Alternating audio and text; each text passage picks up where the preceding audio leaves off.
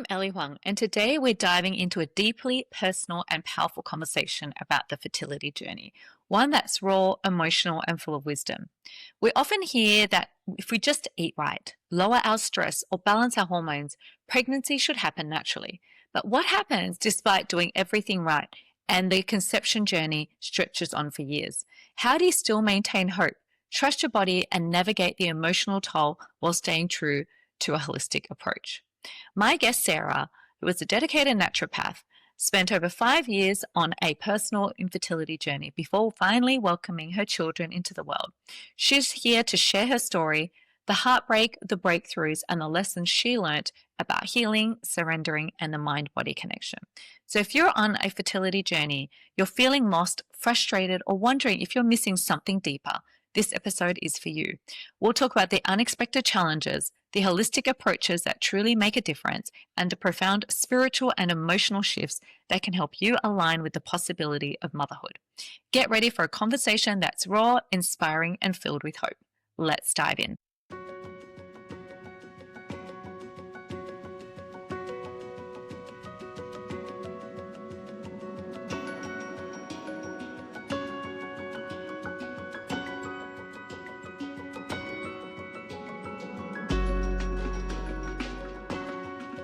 Hello, and welcome to the Holistic Health and Hormones podcast.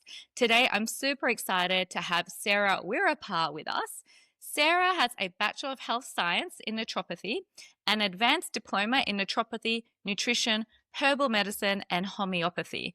And she has been through quite a journey with infertility and health, so I'd love to have a chat with Sarah to share her insights. Welcome, Sarah, to the podcast.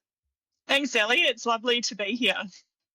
Awesome. So we've known each other for a little while. So, as a naturopath, which is deeply rooted, I guess, in holistic health. So how did you feel? I want to share your journey. So how did it feel when your own fertility journey was unfolding? Sort of what did you expect or unexpect? And yeah, we can just take it from there. So if you want to just share your story, share a bit about your background, what you do, in terms of your qualifications and that, and sort of how that helped you or didn't help you, I guess, on your fertility journey. Yeah, thanks, Ellie. I'm really happy to share because I think at the time it was quite a lonely journey at some points. With myself, I was really lucky to meet my husband and got married at 27, and I'd always wanted children. I come from a big family. My favourite book was The Babysitter's Club. Oh. Did a lot of babysitting. I had babies in arms as a teenager. I loved it. So I really wanted my own family. And it was around that time that I'd started to study part-time at a full-time corporate job. And I used to study at Nature Care College towards a Bachelor of Naturopathy at the time. So I'd started to learn about preconception care, and we got married and decided we'd try for a baby. And I actually never considered that we would have an issue. So that was probably my first mistake. I just thought that everything would unfold. Well, who way. would?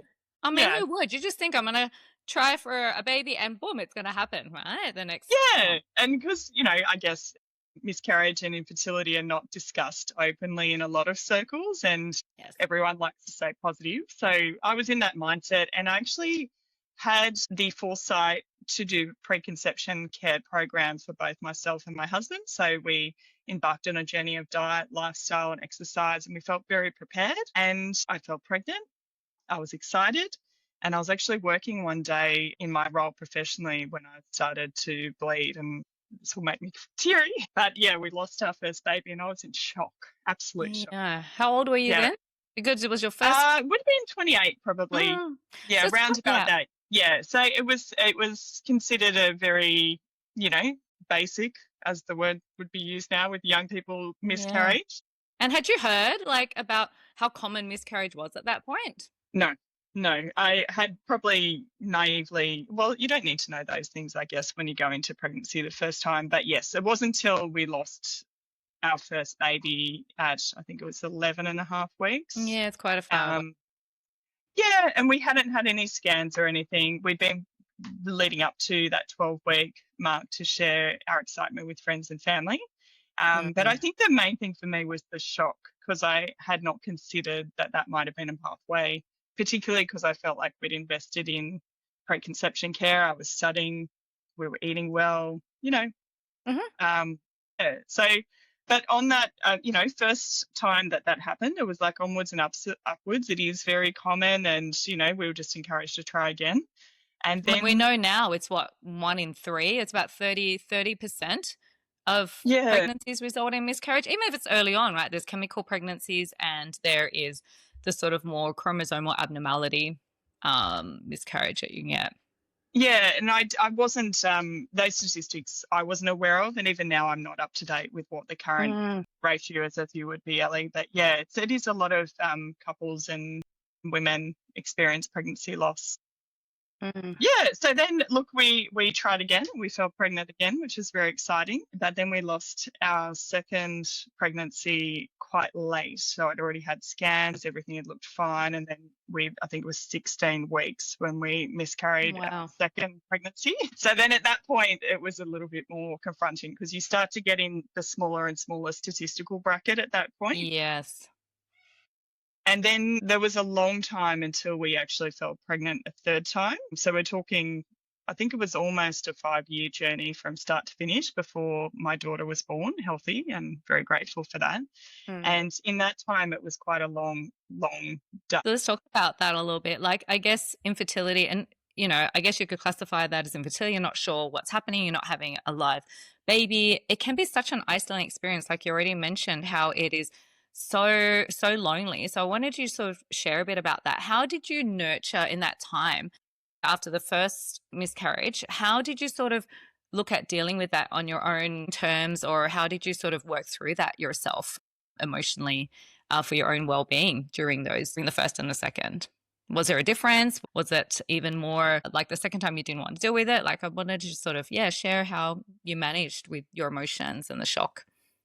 Yeah, I think, look, the first time it was very easy to put it down to it was just unlucky and everyone experiences and you kind of get up and you Mm, try again. Once we yeah. lost the second baby and then had actually trouble falling pregnant, which I hadn't had difficulty with prior to that, it started to feel a bit more uncertain. And I think that's Mm, when the yeah. fear creeps in that maybe you may not be able to do this dream. And I'm quite fortunate that I'm quite an open person and I'm Yeah. very privileged to have an amazing network of family and friends who I can share my feelings quite openly. And some of them Mm, were not, some of them were probably distasteful feelings. Like it was hard for me to go to people's baby showers, even people I really yeah. loved, because I was experiencing such Of disappointment in course. my own life. But I was pretty open about it. I just explained, look, unfortunately, I'd love to be there, but I can't. And I remember a friend of mine saying that, we're all rooting for you to have success and we understand why you can't come and we appreciate that you've shared with us how you're feeling. We can't help because it's not something we can do within our power, but at least they understood. Because I think I saw a lot of people in the community of a recurrent miscarriage in Ireland where I was living at the time really pull away from friends and family and not share where they were at and what they were feeling. And then I think you become more vulnerable to the questions because everyone asks a lot of questions when you're married. When are you going to have a baby? Oh, And that's just say, yeah, so yeah, many people on the same journey as you prior. I mean, my current clients, they're going through the same thing. I mean, a lot of them, they don't want to go to baby showers. They don't want to do all these things because it's a reminder of, how it's not happening for them. It's difficult. And you don't want to go and experiencing all the questions. And as happy as you want to be for them, you're also jealous and frustrated and angry within yourself. absolutely. And I think owning those darker feelings or just acknowledging them, you don't have to act on any of them because sometimes, you can be really irritated, but just acknowledging that it comes from a place of fear and loss inside your own heart, I think is really important because it's a step towards moving forward in whatever way Mm, it's going to unfold. And I also think, what else do I think about that time? Look, I really appreciated my friends asking me what I needed from them. So, you know, they'd say, look, we know that you're struggling. Do you want us to ask you questions or do you want us to leave it? And it was different for each friendship that I had. yeah. Some people I really didn't want to ask the questions because I didn't feel as close with them or I Hmm. didn't have that kind of friendship. And then there was a handful of people that I really needed to be on the inside who I could Yeah. share with. So I think, if I was talking to someone going through this right now, I would be find your trusted people where you can be vulnerable. Um, you don't have to always talk about those topics, but when you Mm. need it, make sure you've got someone there. And it probably needs to be someone outside of your partner. Yes, and also being men, right? Partners, it's hard for them to even understand what we're truly going through. I mean, they can see it, but they're not going through the ups and downs of the hormones, the emotions, the loss as much as, as they are. How was your Yeah. partner through this? Well, I was going to say, though, I think also probably an even more under-discussed area of fertility struggles is actually the male component to Yeah. it, because although they don't experience the physical volatility of body and the disappointment through kind of our whole being, because it's our bodies that, do lose with miscarriage or recurrent loss or an inability to create a child, they want us to be happy. And they also share that same dream of having a baby and being a parent. So I think I do remember, there was one time where someone actually acknowledged it to my husband and said, look, mate, we're just thinking of you. It was one Wow. line. Yeah. And I remember it was quite powerful for my husband to have that. And he's quite a private person. He would definitely not be doing a podcast, Ellie. Mm-hmm. But I think, just even in the men and father circle as well, I think Yeah. it's for your close friends. I think just saying, little, hey, mate, we know we're here is Mm-hmm. nice as well. I know Yeah. most men are men of few words, right? They're not getting into it. And in one of my podcasts that you'll see, I do interview a man that's actually going through it. Some great partners that want to share their story. But yeah, it's hard for them, and men don't know what they say. I mean, it's hard enough for women to talk to other women, right, and close friends, let alone men. There'll be like a few words here and there. It's like we're here for you if you want to share, but most of them are not going to sit down and have a little, chitty chat over No, over yeah, but I think also men deal differently in the way different. they things like I think a chitty chat, as you say, is how women process and connect Yes. and with our community. Whereas I think men, it's more actions like, do you want to go and grab a coffee? Do you want Yeah. to go for a Robert. run? It's that camaraderie. Yeah, yeah. But actually, the other thing that was really, really helpful for me, and actually, if you want to talk about silver linings, this is one for me. I Mm. was living in overseas, so I didn't live in Australia at the time that we went through the second and third losses. I was living in Ireland, and there was a website where you used to enroll the due date. So it was called Roller Coaster, IE, and Mm. it was before the internet got big, but it was a site for tracking your pregnancy. But then hidden in the back corner, kind of behind, there was this pregnancy loss area where basically you used to get dropped off when your baby was due, and then you get put into this other group of women that had lost babies. But it ended up being an amazing space to share. Throughout the 4 years, 4.5, 4 years I was in Ireland, those women who were all anonymous to me were an amazing support because it was anonymous. You could share, Yeah. and everyone had had a different loss experience. Eventually, I think it was after we'd actually had babies, there was 9 of us that used to chat most days throughout that time. And I think 7 or 8 of us ended up having a baby within 6 months of each other, which was, That's great. That's great crazy. news. Yeah. But 2 of those girlfriends, I have now had a friendship with them for 18 years and we still text every Wow. day. So we eventually were brave Wow. enough. We were I brave know enough that's to like meet each other. that's also when you're going through the pregnancy journey. You're in the hospital, and like I remember being at Westmead, and you're together with all the mums going through it. We kept in touch for a little while, but some people are still in touch with their baby group or mums group, and especially if you go through such an experience as loss and then to come out the other side. I mean, it's something so personal because it's such a deeply personal issue, right?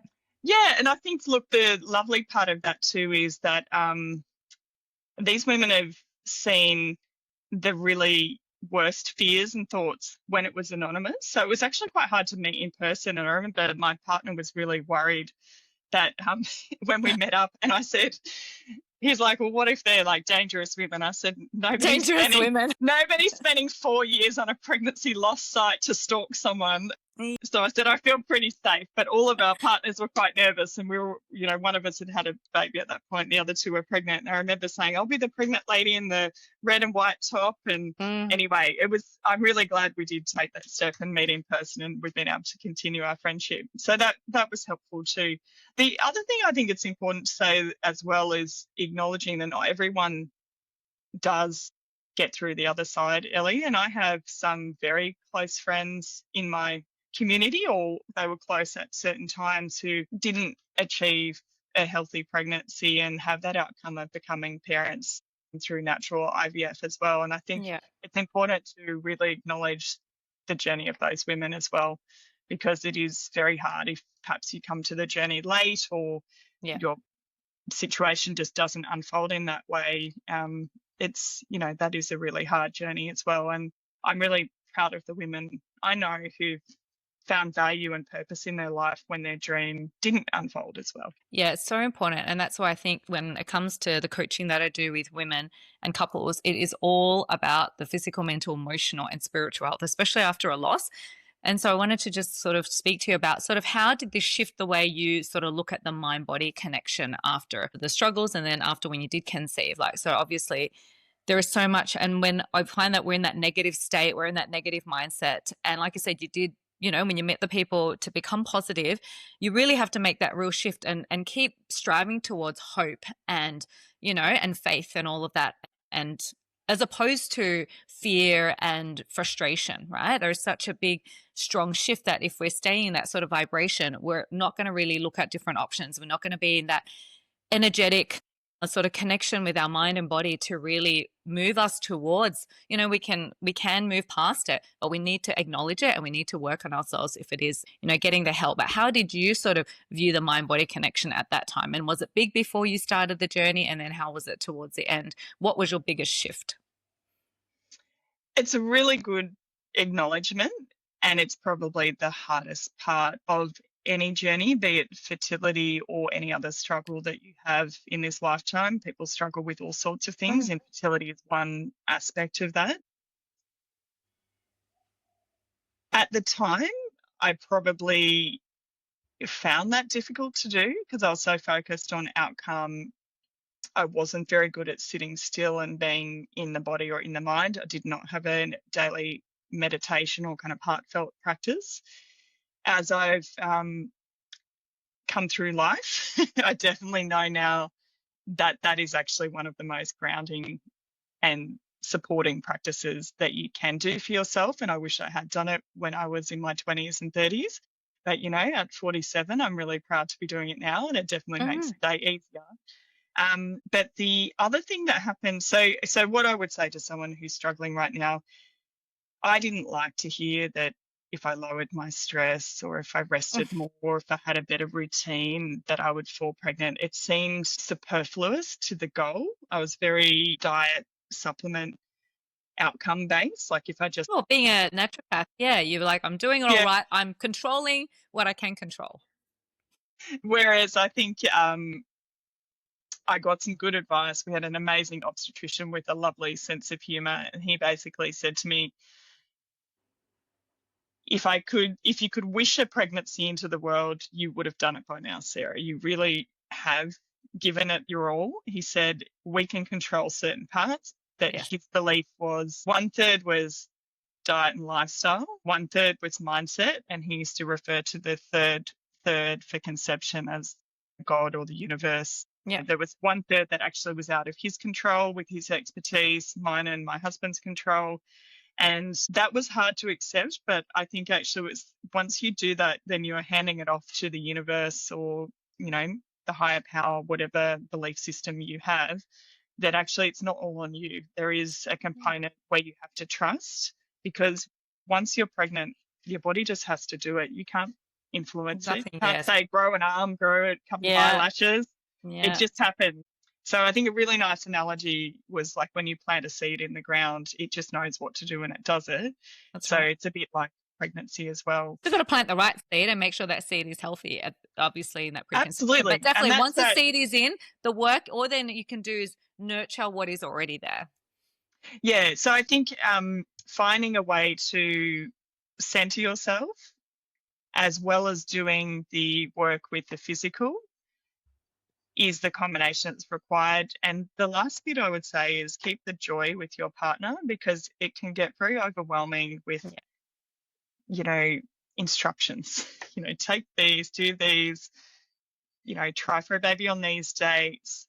It becomes very mechanical, right? And mechanical. Yeah, Yes. you need to keep It's just some like joy. making a baby. It's just this state. That's it. There's no joy or chemistry or spark when it's been years, right? For some people. Absolutely. And the other really key point to share is for so long, almost 5 years, my goal had been I'll be happy when we have a baby and our lives will be perfect when I have a baby. Probably the Yeah. hardest part was the year after our daughter was born because I still had all the parts of me that I hadn't worked on present, even though I had this beautiful baby. And I had kind of morphed all of my development areas into this if I had a baby, they'd all be fine. And that wasn't the case. So that's actually quite a confronting time in the journey as well, to realize that you've still got Whole new things set to of do. problems comes once you're a mother, right? I mean, you think, I just want to get pregnant. I just want to get pregnant. After you get pregnant, I just want to have this baby. I just want to have this baby. Then it's just got to be healthy. It's got to be healthy. And then after that, it's like a baby cries and you get a whole new set of, you know, But even separate to the mechanics of caring for a baby, Ellie, I think that development of yourself as a person mother. and as a soul, I think that's the area where that still had work to do, and it related to how you showed up in those areas. But it was, so that was an interesting journey as well. So yeah, find a way to connect with yourself each day. Meditations can help, being in nature, chatting with a friend. There's lots of iterations of it, but I think that was the thing that was spoken about the most. It used to annoy me the most because it was something I could do, but I wasn't choosing to do at the time. And in hindsight, if I could go back, I would say to myself, just do it and do it properly. Yeah, and that's the thing. Like what I see, even after a miscarriage or even quite a long way in, I've had clients who've miscarriage even further along the point, is that there's a lot of trauma and then there's a lot of emotions. And that trauma is all energy that sits in the body. And when we can't move through that energetically, like I said, talking about that mind body connection, when that energy becomes stuck from an emotion, a negative emotion that is deeply in all the cells of the body, it's if it's there and it doesn't get moved, it's like again the fear, and then the next time around, all of that becomes that sort of blockage. And so, what I love to do with clients is move them through that, but also be able get them to move past the trauma to come out the other side. So, I guess was there a specific moment when you felt like you just sort of had to surrender to the process, just realize, yeah, I've just got to surrender. Well, there was a moment because we were living overseas, like we'd done a lot of things, like we was not flying anymore because we didn't want to expose ourselves to the radiation when you're up at a height in a plane. We weren't really eating out. We were really locked in. And there was a point where we traveled home to visit family. And we came home, and I think another 3 friends had announced their pregnancies. And I just actually said, that's it.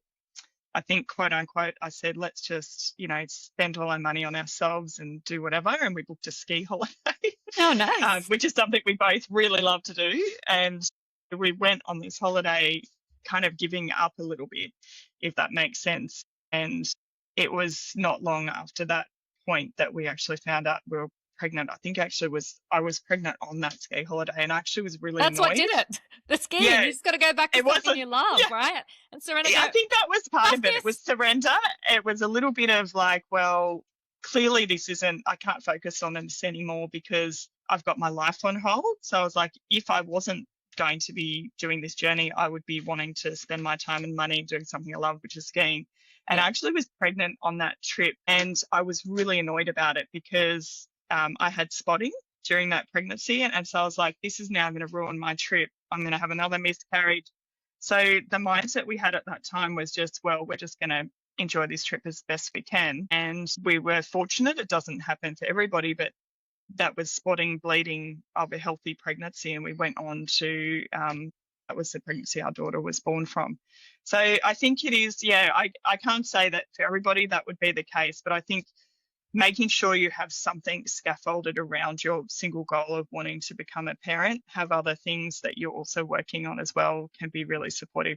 Yeah. Because we become a bit tunnel vision, right? For those that are on the fertility journey and everything else goes out the window. You're like, just want to have a baby, want to have a baby so bad. And they neglect so much more to life. And I guess, yeah, like I said, surrendering to the process, go back to something you love to do something that you've always wanted to do. And you never know, things that, miracles happen when we least expect it. So Yeah, I mean, as again, my obstetrician had an amazing sense of humor. We're in Ireland, and there's Irish humor.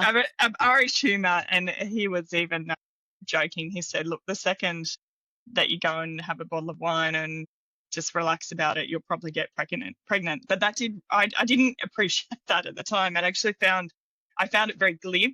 I was like, well, that's not what I want to do, and alcohol's not something. But in essence, what he was trying to tell me is try and focus outside of something else in addition to your goal, and that will probably free up some energy as well. So I'm not sure if I'm explaining that, Ellie, properly. Yeah, and I agree. Yeah. Just saying it's like when you have so much focus, tunnel vision, right? We don't see the beauty and be present and really just, yeah, we can't just have everything pinned on one thing, right? There's more to life than that, although it doesn't seem like it when people are in the journey, but we have to really keep living our life, keep doing everything that we love to do, like you've said. But from that, was there really a deeper sort of underlying root cause that you found in your journey that wasn't immediately obvious to you, even as a naturopath or in So holistic healing? yeah, just to also clarify, I wasn't fully qualified as a naturopath You when had we were some going through ideas, this. yeah, but Yeah, you I'd had a little started. bit of. Yeah, I had started, and I actually sought out everything. I do things 110%. So we were part of the Foresight Clinic, which is a founding fertility clinic in the UK. I was taking their programs. I'd been researching all sorts of things. So in hindsight, with the knowledge we have now, which was not really around, I was taking a high dose of folinic acid. Sorry, not folinic, folic acid. Yes.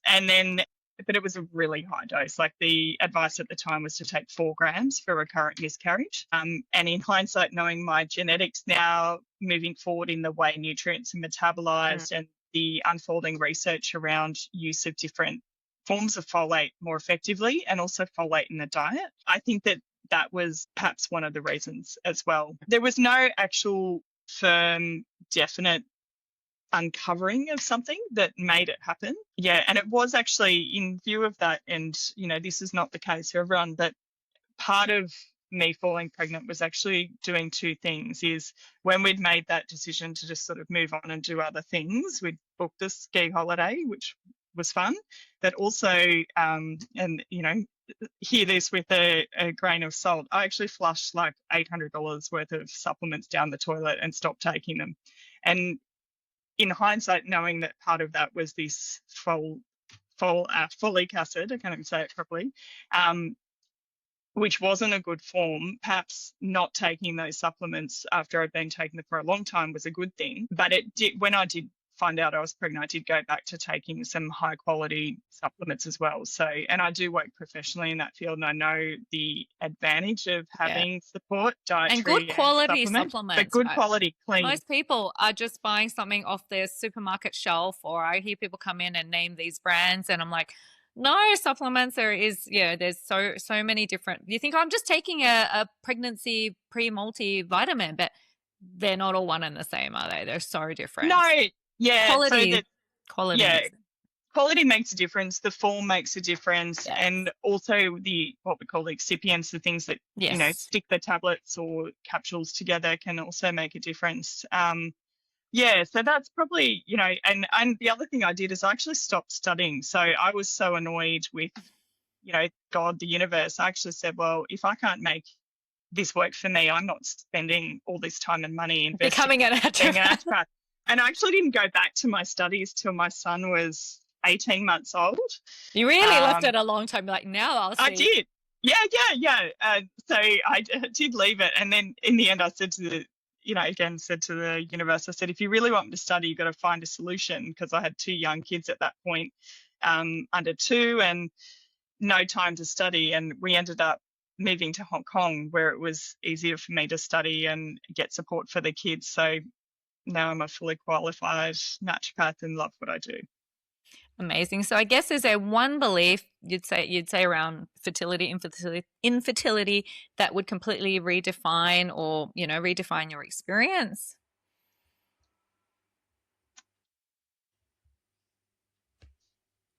I think the issue at the core of it is trust.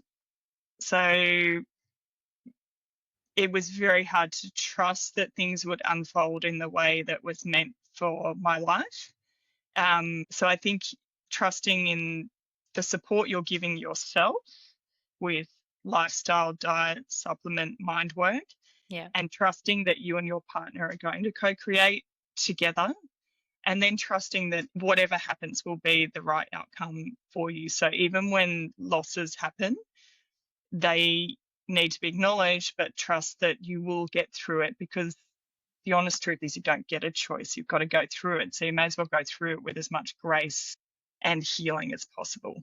Yeah, and help, like reaching out to coaches, to practitioners, to support people that will help you through it professionally, because there are tools that they have that, yeah, it will help you get through it a lot faster. So I guess if Yeah. there's someone listening who's in the midst of this infertility struggle, feeling lost and hopeless, what would you want them to know?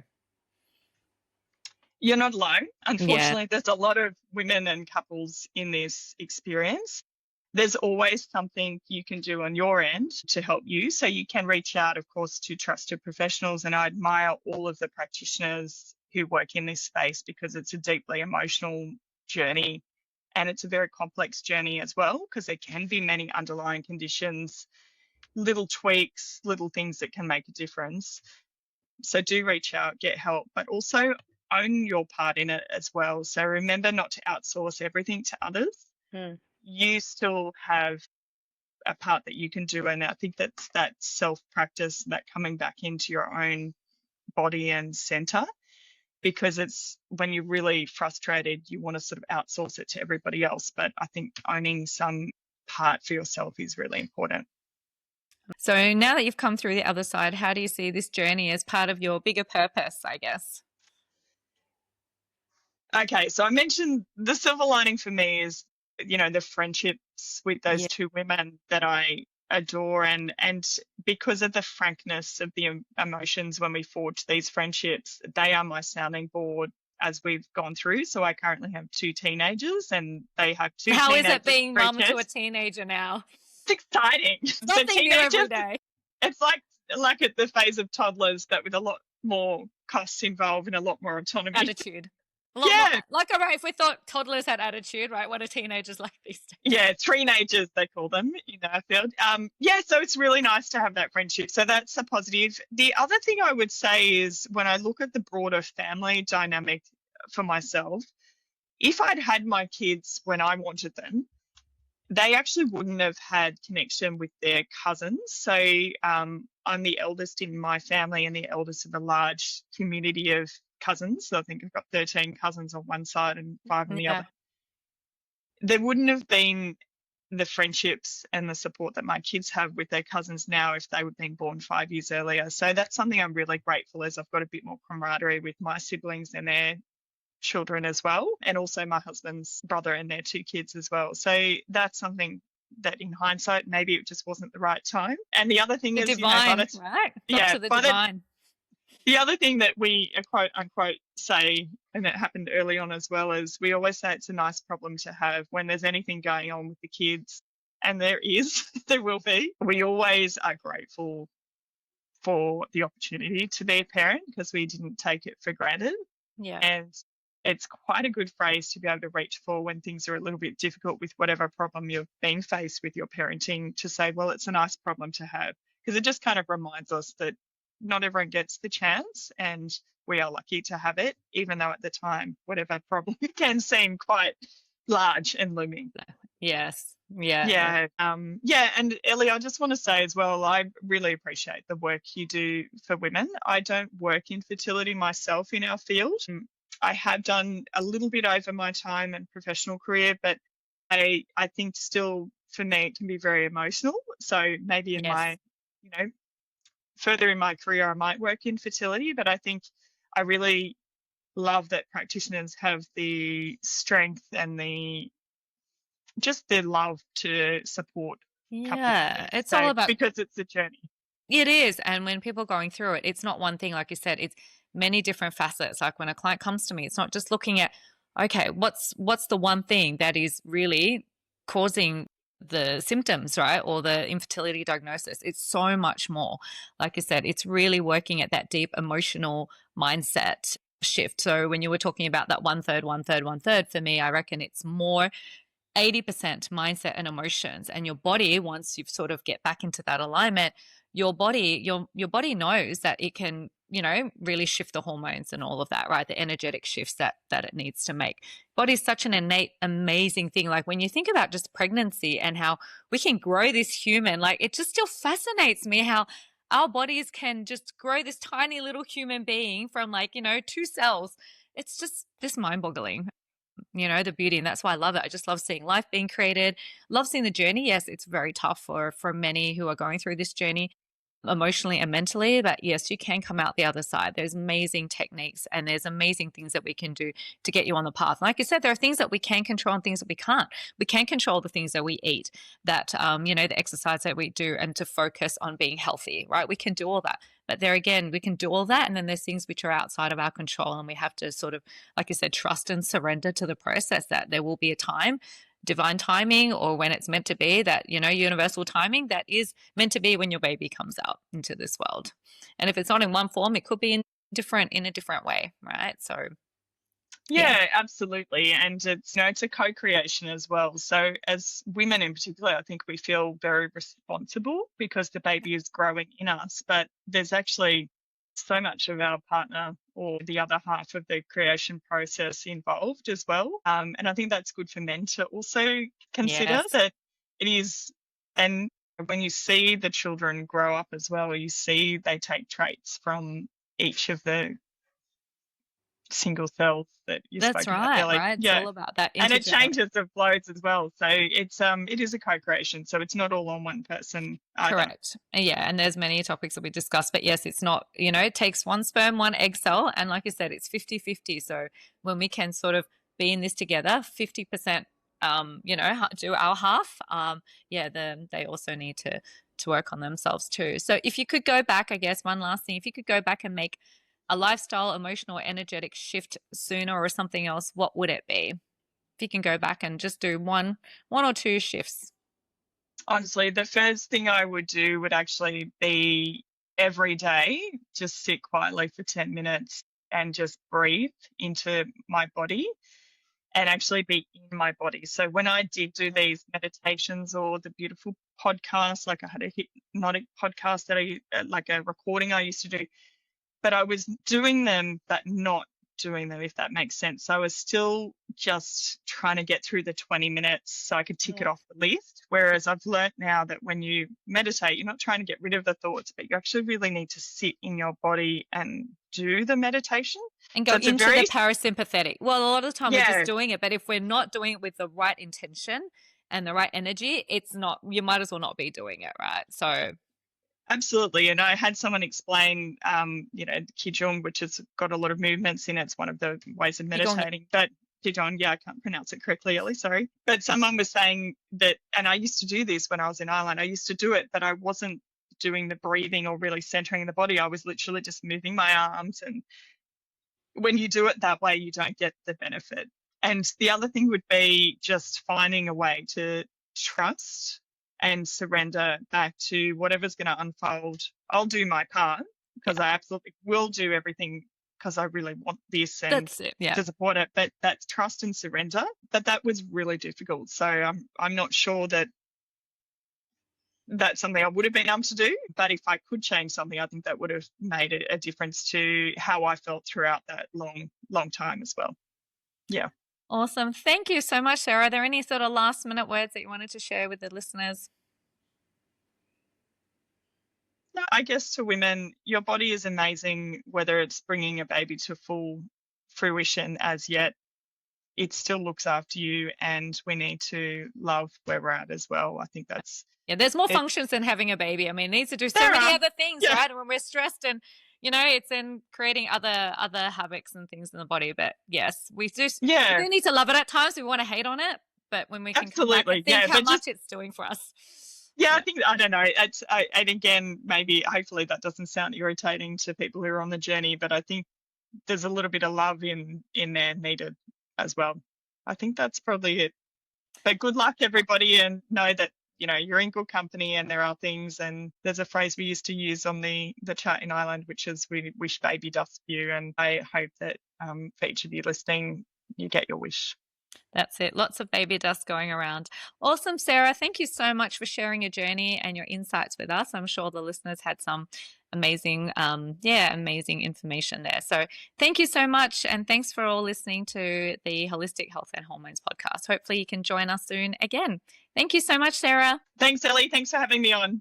Thank you for tuning in to the Holistic Health and Hormones podcast. If you found today's episode inspiring or informative, don't forget to subscribe and leave a review. It'll help us reach more women like you on their journey to vibrant health and balance. For more tips, resources, or to work with me directly, visit my websites. And remember, your health is your superpower. Keep nurturing it, and I'll see